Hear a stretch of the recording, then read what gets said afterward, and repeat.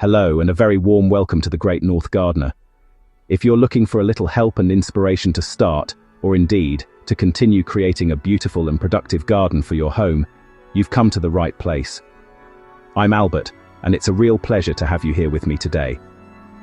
There's nothing I enjoy more than sharing the journey of a garden as it moves through the seasons, and July in a Zone 5 garden is a truly brilliant time. All the hard work of spring is paying off in spectacular fashion.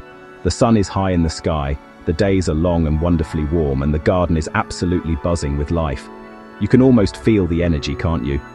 From the hum of pollinators to the rustle of leaves in the gentle breeze, it's a full sensory experience.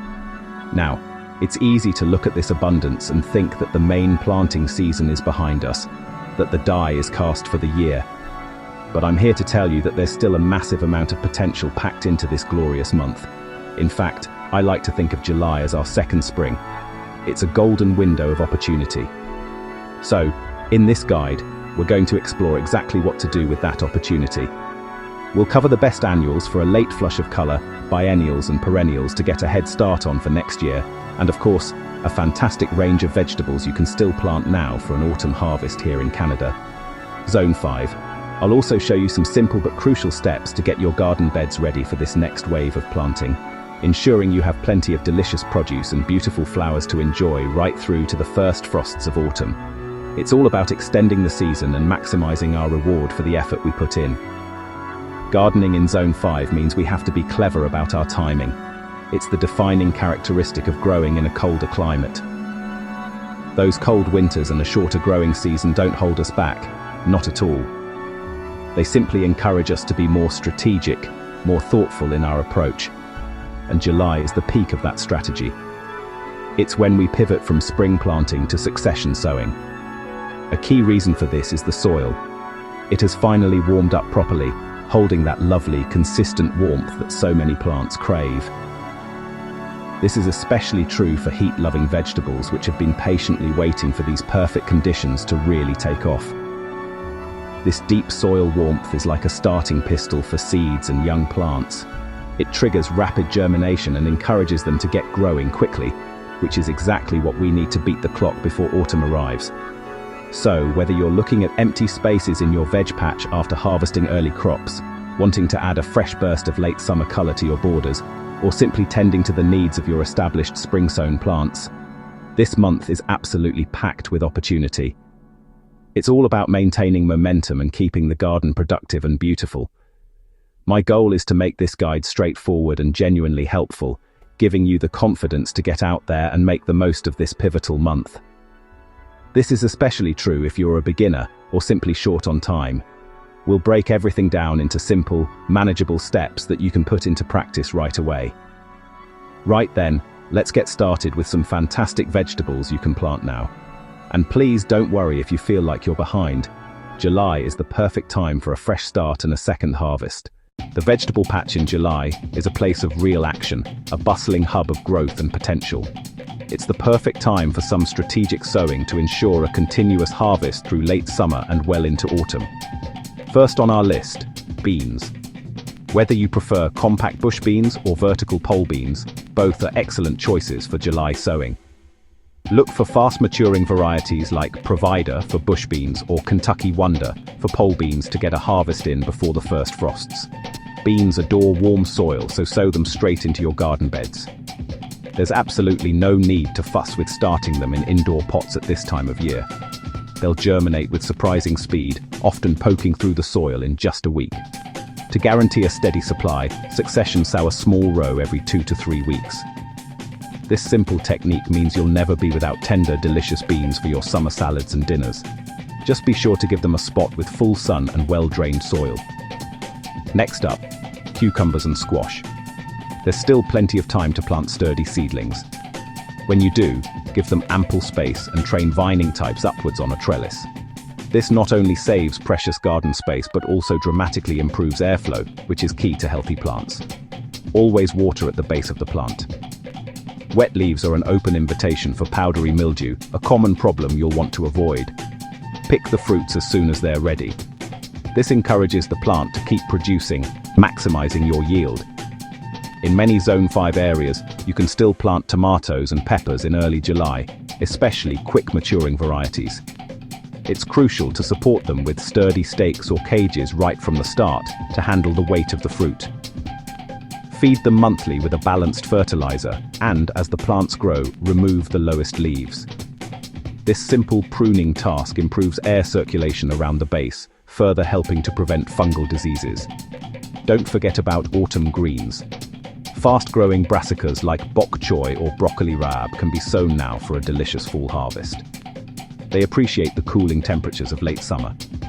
For delicate lettuce and spinach, sow them in a spot that gets partial afternoon shade to prevent bolting in the summer heat. As they sprout, be sure to thin the seedlings to give each plant enough room to develop into a strong, healthy head.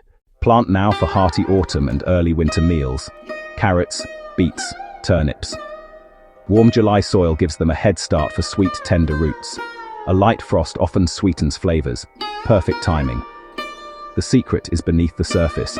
Roots need loose, friable soil to grow straight. Remove stones and hard clumps to prevent forking. Don't over-enrich. Overly rich soil can fork carrots. Create a fine tilth and keep moisture steady. No bone dry to soaking swings. Inconsistent water causes splitting, especially in carrots and radishes. Deep watering once or twice weekly drives roots down for healthier veg. Radishes are sprinters. Sow now, harvest in 3 to 4 weeks. Perfect for filling gaps. Keep soil loose and evenly moist. A July row of radishes is a quick win, adding peppery crunch to your salads in no time.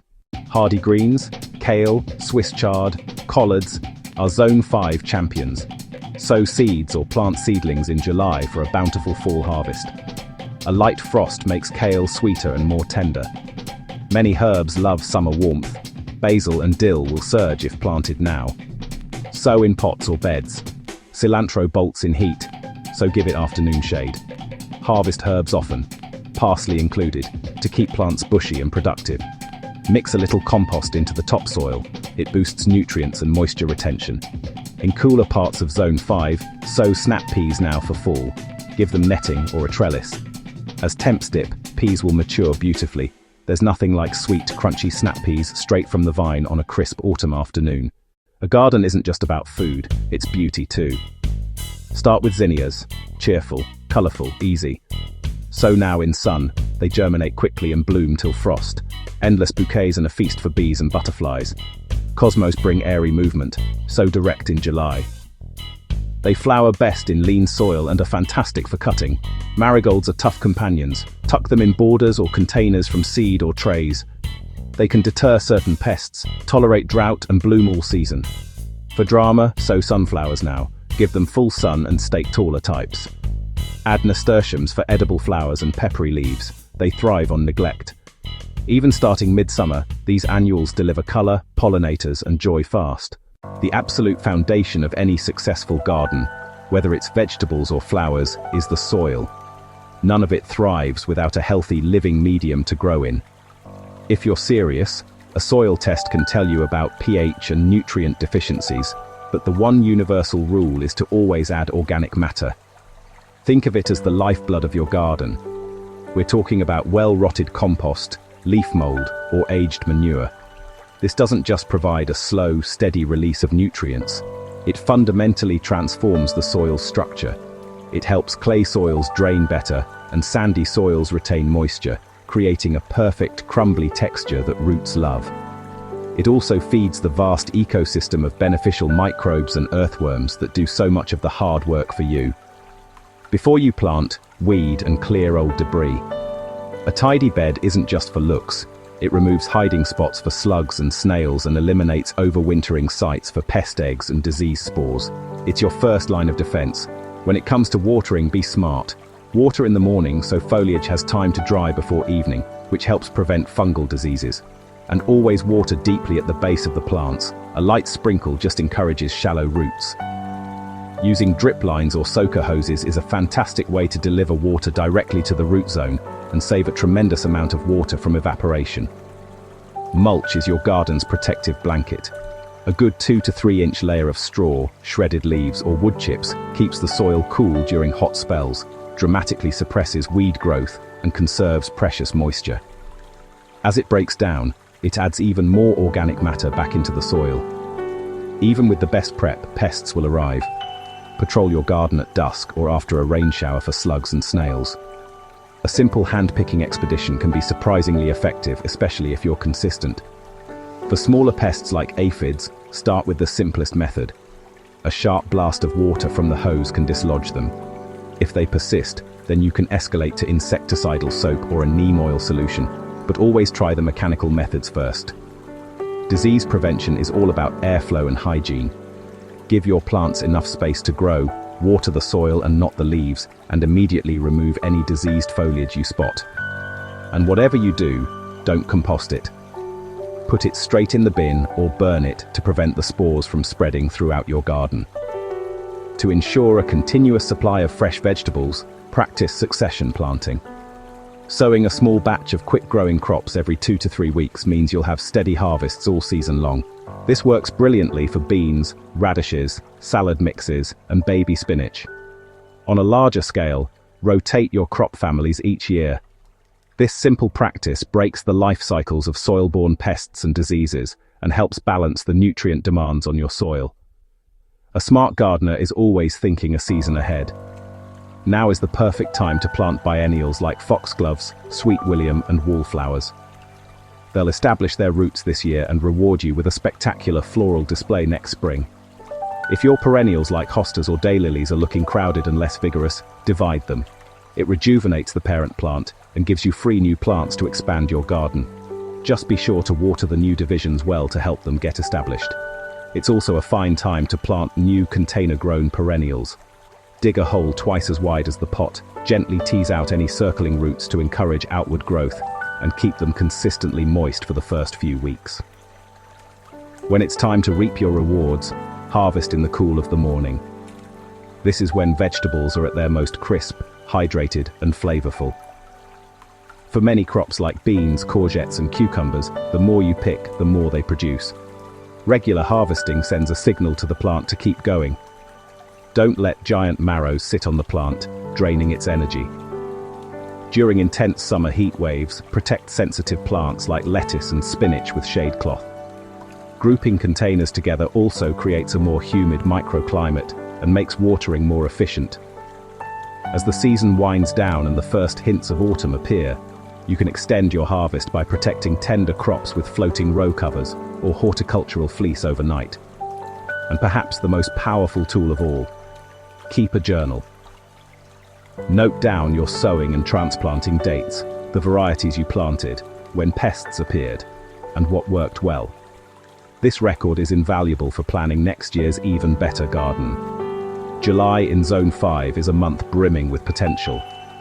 It's a dynamic time for action, for planting and tending, and most importantly, for enjoying the fruits of your labor. Prepare your soil, water wisely, and use mulch. These are the pillars that set the stage for success. Stay vigilant, scout for pests, and keep staggering those sowings to maximize your harvest and enjoy fresh food for months to come. Happy gardening! We'd love to hear what you're growing this July, so tell us in the comments below. And if you found this helpful, please give us a like and subscribe for more gardening guides.